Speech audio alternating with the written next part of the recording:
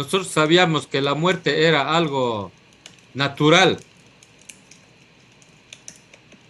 de tal manera que en sus afrentas el Shuar decía, quiero morir, quiero morir lanceado, con la lanza, con el nanqui, quiero morir lanceado.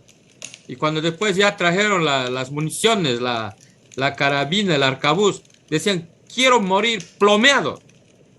Nosotros los Shuar hemos sobrevivido ante el poder de los conquistadores y de los hijos y nietos de los conquistadores que quedaron, defendiéndonos con la fuerza física. Era un gran honor para el Shuar morir